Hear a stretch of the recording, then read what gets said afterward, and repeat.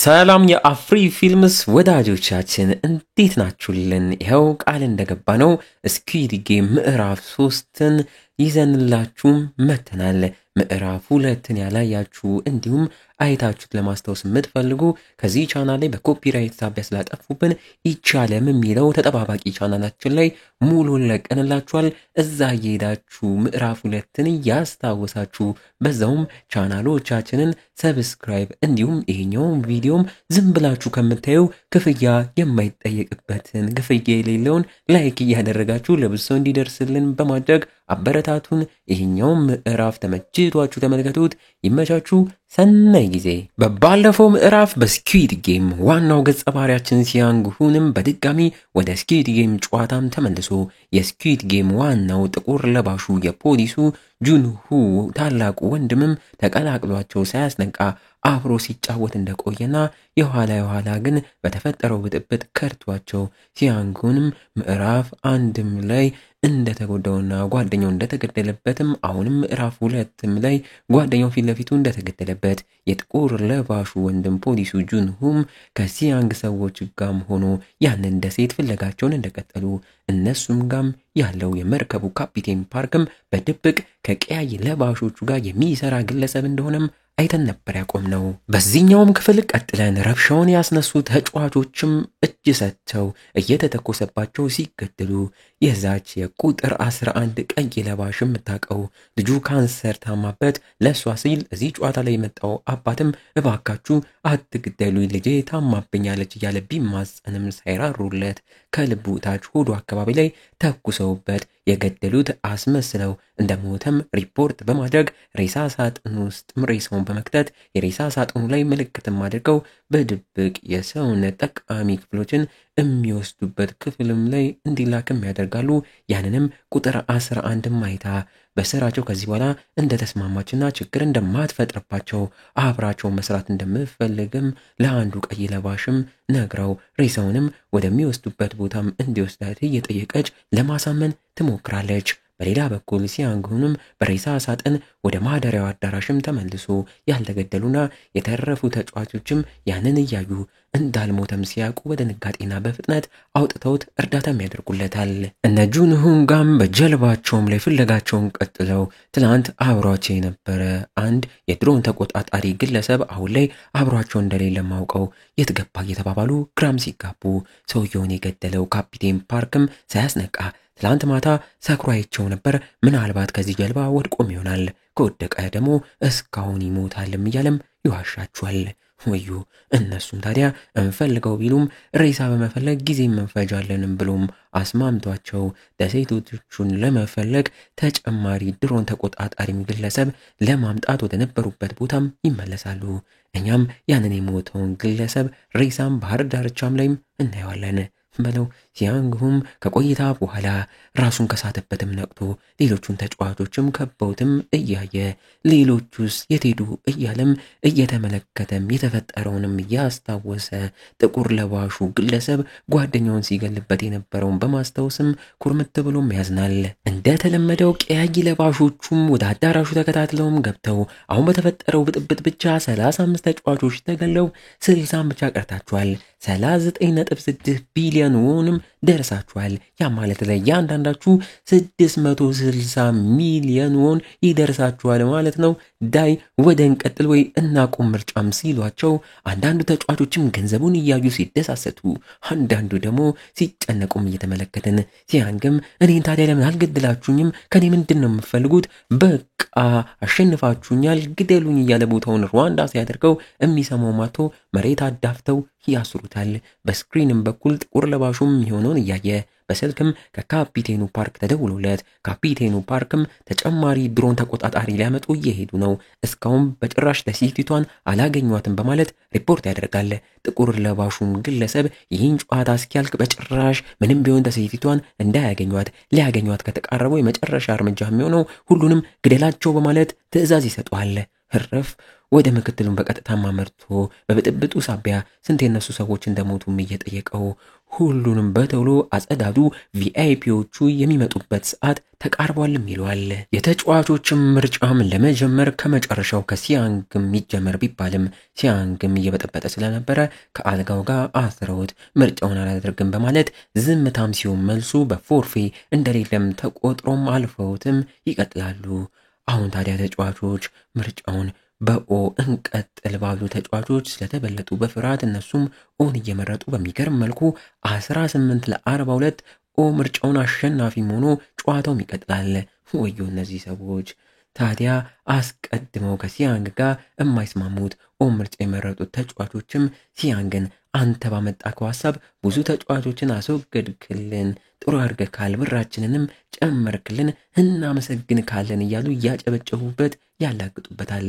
ያቺ ጠንቋያ ቁጥር 44ም ታዲያ ወደሱ ተጠግታ ጥንቆሏን ተጠቅማ አሁን እንደሚታየኝ በአንተ ሳቢያ የሞቱትን ሰዎች ነፍሳቸው እየጮኸብክ ነው እያለች ቁስሉ ላይ እሾክ ስትሰድበት ሲያንግም በንዴት አንገቷንም አንቆ ሊገላትም ተቃርቦ በሌሎች ተጫዋቾችም በኩል አረጋግተውትም ይተዋታል።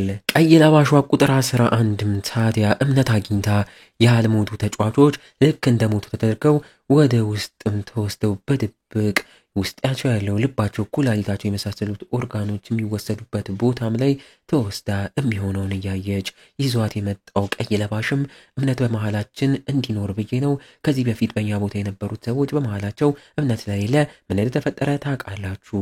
እሷም ከኛ ጎን ሆናለች እመኗትም እያለ ለሌሎቹ ጓደኞቹም አሳምኖ ማስኳንም አስወልቆ ተዋውቃቸው ያንን የምታውቀውን ተጫዋች ታዲያ አስተኝተው ሊቀዱትም ሲቃረቡ ቅይር ብላባቸው ያስቀመጠችውን ጠመንጃ አንስታ ሊተኩሱባት ቢሉም በሚገርም ብቃት ሁሉም ላይ አከታትላ የተኮሰችም ገላ ያመጣትንም ግለሰብ ጭንቅላቱም ላይ ተኩሳበት በመግደል እዛ ያለው ዶክተርም እኔ ምንም ማቀው ነገር የለም እባክሽ ተይኝ፣ በገንዘብ ደልለውኝ ነው ይህን የሚያሰሩኝ እያለ ሲለምናት በል የተኛውን ሰው አክመውና በህይወት አቆየው፣ ከሞተ አንተም ሟች ነክ በማለት ወደ ስራም ታስገቧለች። ዋው! ለተጫዋቾችም የምሳ ሰዓትም ደርሶ ሲያንጉንም አሁንም መብላት ስላላሰኘው እንደዛው ከታሰረበት ቦታም ሳይንቀሳቀስ ቆዝሙም እያየ ነው።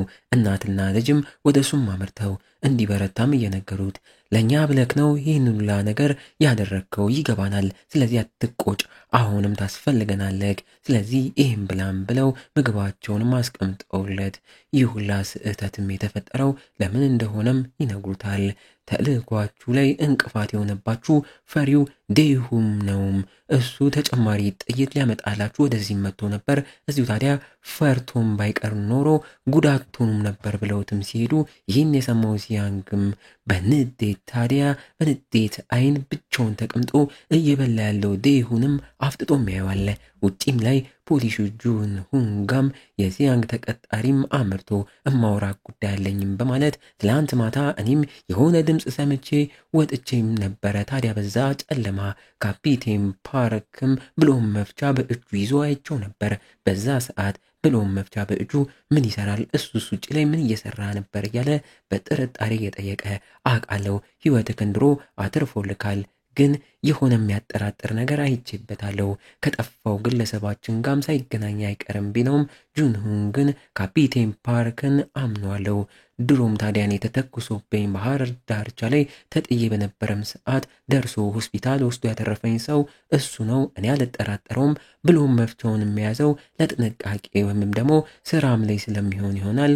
ስለዚህ ዳግመኛ ስለዚህ ጉዳይ አታሳብኝ በማለት ሳያምነውም ቀርቶ አንተም መጠጥ ቀንስ፣ ከዚህ በኋላ እንደውም ጀልባው ላይ መጠጥ መጠጣት አይቻልም ብሎም ሳያምነውም ይሸኘዋል። መሽቶም አይነገ የለም። በንጋታው ጠዋትም ተጫዋቾች ከተኙበት ሲነቁ ሲያንጉንም አሁንም ዴሁን አፍጥጦ ማየቱን እንደቀጠለ፣ ዴሁም ያንን አይቶ ግራም ሲጋባ ሲያንግም ተፈቶ ቀጣይ ጨዋታ ወደሚያደርጉበት ቦታም እየተወሰዱም ሳለ አስቀድመው ቦታው ላይ በጥብጠው የተገደሉት እንዳለ ተጫዋቾች ሬሶቻቸው በገመድ ተንጠልጥለውም እያዩ እየተናገጡ ወደ ቀጣዩ ጨዋታ ወደሚደረግበት አዳራሽም ይገባሉ።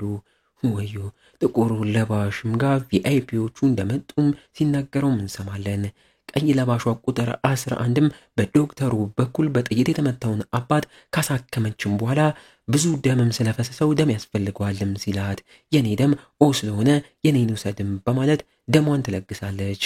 ተጫዋቾችም ወደ አዳራሹ በየተራም ከገቡም በኋላ ለሁለት ቡድን እንደሚከፈሉም እየተናገራቸው ቀይና ሰማያዊ ኳሶች በእጣም በየተራ እየወጡ ቡድን እንደሚሰሩም ሲናገራቸው እነሱም እንደተናገራቸውም እጣውን ማውጣትም ጀምረው ሁሉም የሚደርሳቸውን ኳስም ሲወስዱ እናትና ልጅም የተለያየ መርጠው ተቃራኒ ቡድንም ሲሆኑ ሲያንግም ቀይ ኳስም ሲደርሰው ሰማያዊ ኳስ የደረሰው ዴሁም ያንን በጭንቀትም እየተመለከተ በዚህ መልኩ ሁሉም ተጫዋቾች እጣውንም መርጠው ጨርሰው ለሁለትም ተከፍለው ሰማያዊና ቀይ ልብስም ለብሰው ስለ ጨዋታው ሙሉ ህግም ይነገራቸዋል። ይህ ጨዋታ ስሙ ድብብቆሽ እኛ እንደምንለው አኩኩሉም ሲሆን ቀይ ለባሾቹ ፈላጊ ሲሆኑ ሰማያዊዎቹ ደግሞ ተፈላጊም እንደሚሆኑም ይነገራቸዋል።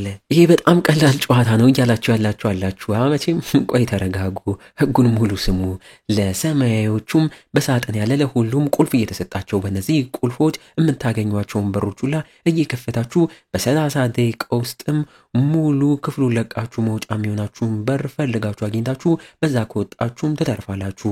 ወይም ደግሞ ይሄን ከምታደርጉ ከቀዮቹ እየሸሻችሁ 30 ደቂቃው እስኪያልቅ ተደብቃችሁም መትረፍ ትችላላችሁ።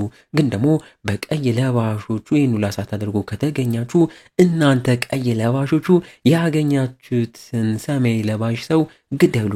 በ30 ደቂቃ ውስጥም ታዲያ ማንንም ሳያገኝና ሳይገድል የቀየረ ቀይ ለባሽ ተጫዋችም ከጨዋታው ተወግዶ ይገደላልም ይሏቸዋል በለው። በተጨማሪም ታዲያ ወደ ዋናው በር የሚወስዳቸውን የሚከፍቱበትም ቁልፍ የተሰጣቸው እያንዳንዱ በርም ታዲያ የሚከፍቷቸው በሮች አንዴ ከተከፈቱ በኋላ መልሰው እንደማይቆለፉም ሲናገራቸው ቀይ ለባሾቹም ይህን ከሰሙ በኋላ ይህ ፌር አይደለም፣ እነሱ እንደፈለጉ በቁልፍ እየከፈቱ ሲሸሹና ሲደበቁ እኛ ባዶ እጃችንን እንዴት ነው እነሱን ፈልገን አግኝተን ጭራሽ እምንገላቸው እያሉ ሲጠይቁ ልክ ናችሁም በሚል ለነሱም በቀይ ሳጥን ያለ ትንንሽዬ ስለት ይሰጣቸዋል።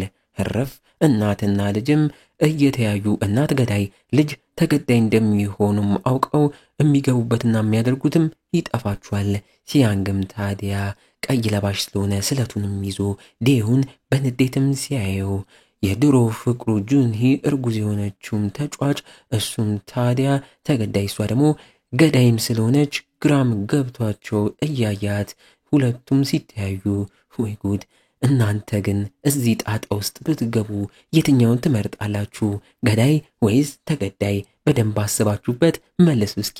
30 ደቂቃ ካለቀ ትገደላላችሁ፣ ግን ሰው ፈልጋችሁ አግኝታችሁ ከገደላችሁ ትተርፋላችሁ። ሳትዋሹ ኮመንት ላይ መልሱ።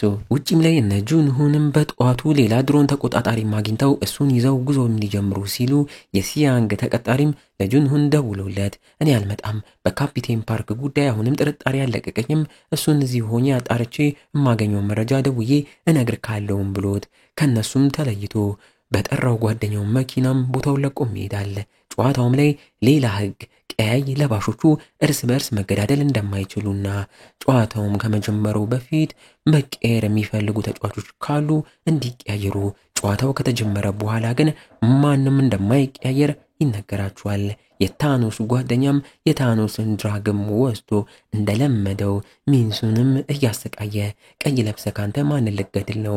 አንተ መደበቅ ጎበዝ ስለሆንክ ወደ ሰማይ ቀየር ቢለውም ሚንሱ ግን ሳይሰማው ቀርቶ የጓደኛውን ገዳይም በንዴት አይን እያየ ምንም ሳይመልስለትም ይቀራል። ጁንሂም ጋር ፍቅረኛዋም አምርቶ አንቺ ቀይ ለብሰሽ ሰው መግደል አቺም፣ ስለዚህ ከምትገዲ ለኔ ስጭኝና ተቀየረን እኔ ሰው ገድዬ ወዲያው ወደ አንቺ መጥቼ ረጅቼሽ እኔም አንቺም ልጃችንም በሰላም ከዚህ ጣጣ እንውጣ ቢላትም ጁንሂ ግን ልታምነው ስላልቻለች እሺ በቃ እኔን ግደኝና በሰላም ልጃችንን አንቺ ይዘሽው ውጪም ሲላት እየተገረመች በመቀየሩ ሐሳብም ተስማማለች። እናትና ልጅ ጋም ስንሄድ ልጅየውም እናቱን አንቺ እንኳን ሰው ልገይ ይቅርና መናገር ራሱ አቺም ለኔ ቀዩን ስጭኝና እኔ ሰው ገድዬ ወደ አንቺ መጥቼ ከዛም አንቺን ተከላክዬ እጠብቅሻለሁም እያለም ሊያሳምናት ይሞክራል። እናትየውም ታዲያ አንተም ሰው መግደል አትችልም ብትለውም እሱም ታዲያ በኔ ይሁንብሽ በማለትም ያሳምናታል።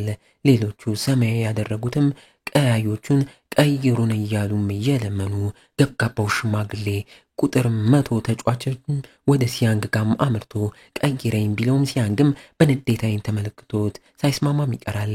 ዴዩም ሲያንግ እያፈጠጠበት ስለሆነ ወደ እሱም አመርቶ ምንድነው ችግርክ? እኔ አይደለሁም ተጠያቂ፣ ያንተ ማይሆን ሐሳብ ነው፣ ያንተ ጥፋት ነው ሰዎቹን ጉድ ሰርቶ እንዲሞቱ ያደረጉትም እያለ አንቆ ሲናገረው ሲያንግም ምንም ሳይናገር አፍጥጦም ያየው። በቀያይ ለባሾቹም ዴዩ እንዲረጋጋም ተደርጎም በይፋ ጨዋታውም ይጀምራል። መጀመሪያም ሰማያዊ ለባሾችም ወደ ውስጥ ገብተው እንዲደበቁና መውጫ እንዲፈልጉ አባል ተሰጥቷቸው ቀድመው ወደ ውስጥም ይገባሉ። እንዲህ እያለን የስኩዊድ ጌም የምዕራፍ 3 የመጀመሪያው ክፍል ማገባደጃ ትዕይንቶች ላይ ተቃርበናል። ጁንሁንጋም ካፒቴን ፓርክም የቀረሰው እንዳለ ማውቆ ስለዛ ስላልመጣው ግለሰብ እየጠየቀ ጁንሁን ስለተጠራጠረ የቤተሰብ ጉዳይ መጥቶበት ነው የቀረውም እያለም መልሶለት ይዋሻል።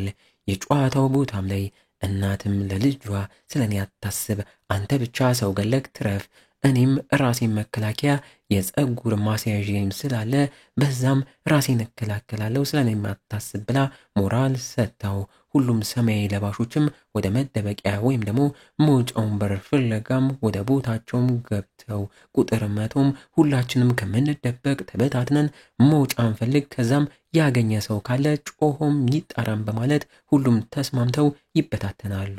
ጠንቋያም ታዲያ ጥንቆላ ይሰራልን በሚል 4 ተጫዋቾችን እየመራች ወደ መውጫው በርም ስትመራቸው አርጉዟ ጁንሂም መራመድ እያቃታት እንዳለም እያየን አሮጊቷ እናትም አይታት በሷ መጨከንም አቅቷት አብራት ስትሆን ቁጥር 120 ታዲያ ኑኔጋም በማለት ለ3 መውጫም ይፈልጋሉ። በስተመጨረሻም ትዕይንቶቹ ላይ ከደቂቆችም በኋላ ቀያይ ለባሾቹ ገዳዮቹም ስራቸውን ለመስራት ወደ ውስጥ ለመግባት እየተዘገጃጁ የታኖስ ጓደኛም ወደ ጁንሂ ፍቅረኛም ጋር አምርቶ የዛኔ ታኖስን ስገለው አይቼካለው መግደል ላይ ጎበዝነክ፣ ለምን አብረን ሆነን ይህን ስራ ማንሰራም ብቻችንን ከሆንን ይከብደናልን ብሎ ታሳምኖት ቡድን ይሆናሉ። ሰዓቱም ደርሶ ወደ ውስጥ ለመግደል ጓግተው ይገባሉ። ሲያንግም ከተቀመጠበት ተነስቶ ያንተ ጥፋት ነው በማለት ለራሱን ተናግሮ እሳት ጎርሶ ደሙ ፈልቶ በበቀል መንፈስ ሊያድንና ሊገድል ወደ ውስጥም ይገባል። ወዮ በቀጣይ ክፍል ምን ይፈጠር ይሆን? እንዲህ ጓግታችሁ ከምትጠብቁ ዛሬውኑ ክፍል 2 እንዲለቀቅ እቺን ቪዲዮ የፈጠነ አነስ ያለች 1000 ላይክ ካስገባችኋት እኛም ክፍል 2ን ዛሬ ነገ ሳንል ዛሬውኑ ይዘን እንመለሳለን። እስከዛ ግን ቸር ቆዩልን።